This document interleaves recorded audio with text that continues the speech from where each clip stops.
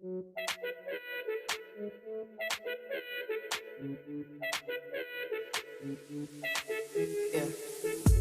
What's up guys? Eman here from Group 3 of 11 Sem 2, and in this video, I'll be showing you guys how I'll be making my fresh and homemade sauerkraut. Now, what is sauerkraut?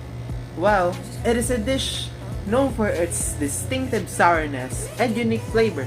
It is often used as a side dish or topping for any food, but you can also just eat them alone and snack on them whenever you want something to eat.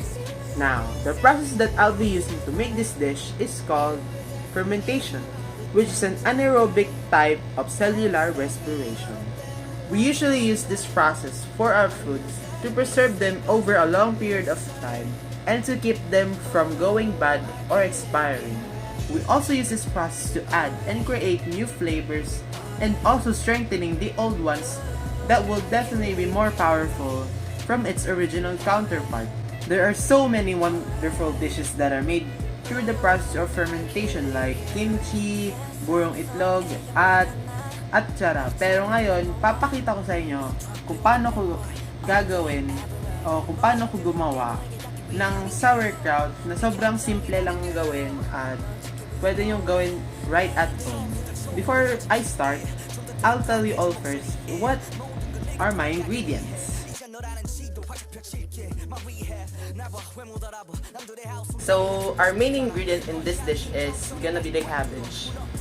You can make this dish alone with salt and water, but we have a few extra more ingredients that we have left from our previous dishes that we made for our lunch and dinner. So I'm just gonna add that here. And that extra ingredient is the carrots. We have some leftover from our previous dish. It was chicken curry, and I just want to see I just want to have some more flavor in this sauerkraut that I'm making, and I want to experiment and see what the results are if I add this in there. And the last ingredient that is really important in the process of fermentation is salt. This is gonna keep the bacteria that is used in the process of fermentation to stop them from developing even further, because if they develop even further, they're gonna make molds and they're not good for you. So salt prevents that from happening, and this is why it's really important in the process of fermentation.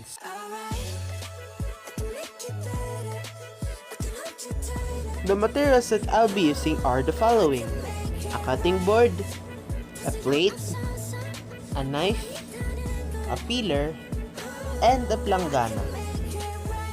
As for where I'll put it to ferment, I'll be using this empty jar that has recently became empty after they drink all the coffee from it, and they were going to throw it away, but I just said that no, I'm gonna be using it to store my experiment, and I just didn't want it to go to waste, so let's be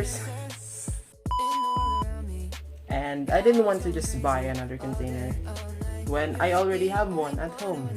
So those are the ingredients that I'll be using, and let's get into it. Let's go. So the first step in making this dish is to wash the vegetables. After tapos ng mahugasan yung mga vegetables, pwede na tayo mag-move on sa next step. So, unahin ko po muna yung cabbage at ikakat po natin siya into thin long pieces using a knife. Kailangan tanggalin yung core po nung repolyo. Add ko lang po na di pa ako marunong, di po ko sanay sa kitchen work, kaya huwag niyo po ako masyadong lokohin, tinry ko lang po best ko dito, sana po huwag niyo po akong lokohin.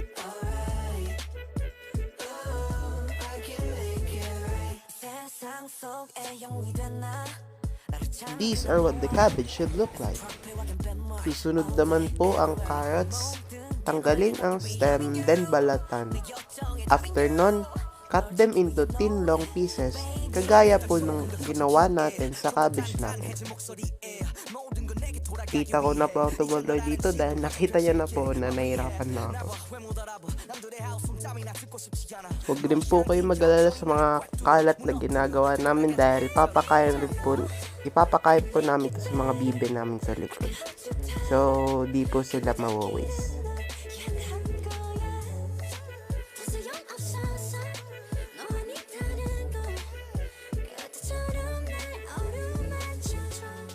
These are what the carrots should look like.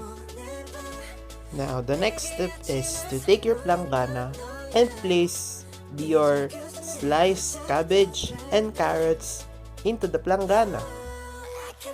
After that, add in the salt that will help in the fermentation process. Now, if you've noticed, we still haven't made an anaerobic type of environment where this cabbage and carrots will be able to ferment, and so I haven't added any liquids yet. That's because the liquid that we'll be using in this fermentation is the juices right from the vegetables themselves. This is what makes sauerkraut special from other fermented dishes, and it's real simple. So how we'll be able to get the juices out of the vegetables is by squeezing them until the liquids come out. Compress them together and apply force to get all the liquids out of the vegetables. And please remember to wash your hands before proceeding to this step because you do not want any bacteria going into this food that you're going to ferment. Huwag po tayo maging dugyot. Naghugas na po ako bago pa po ako naghiwa ng mga vegetables at naghugas din po ako ulit bago ko po linagay yung mga vegetables sa planggana dahil alam ko po na ito na po yung next step at talagang iniiwasan ko pong marumihan yung pagkain dahil pagkain nga po to, kakainin po natin to. So please remember to wash your hands. After folding them a few times, add in more salt to help the fermentation process. After a while, makikita na natin na marami ng liquids sa underneath ng mga vegetables and goods yun. Ayun po yung gagamitin natin para magawa yung anaerobic environment kung saan mangyayari ang fermentation. Pag feeling nyo na po na nalabas nyo na lahat ng juices, pwede na po kayo mag-stop. At ready na po ito at ready na po kayong mag-ferment. Scoop out lahat ng vegetables na na-press at squeeze at ilagay ito sa container natin. At huwag niyong kalimutan na isama rin yung liquid na nalabas natin. After nang nailagay ang lahat, i-press down yung mga vegetables using something like a spoon para aakit yung liquid at hindi ma-expose yung pagkain sa oxygen at iiwasan natin ang pag-recreate ng mga mold. Kumuha po ako ng plastic ng yelo at nilagyan ko po ito ng tubig para tumulong ma-press down yung pagkain sa ilalim ng tubig para hindi po siya mag-float pataas at magiging smooth po ang process ng fermentation. After that, close the lid and we're done.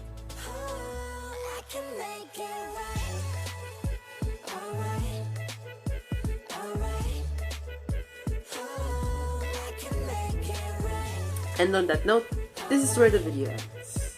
It was a really fun experiment and it's really simple. Just yung tira lang po namin cabbage at carrots and yun na yun. Wala na, di na gumastos. Excited na po ako para makita yung result nung ginawa ko at excited rin po akong tikman kung ano po yung lasa. So, yeah, that's it. Make sure to wait for part 2 in the next few days to see me eat and taste my own creation of sauerkraut. Love y'all, keep safe, and God bless. Bye! alright. Oh, I can make it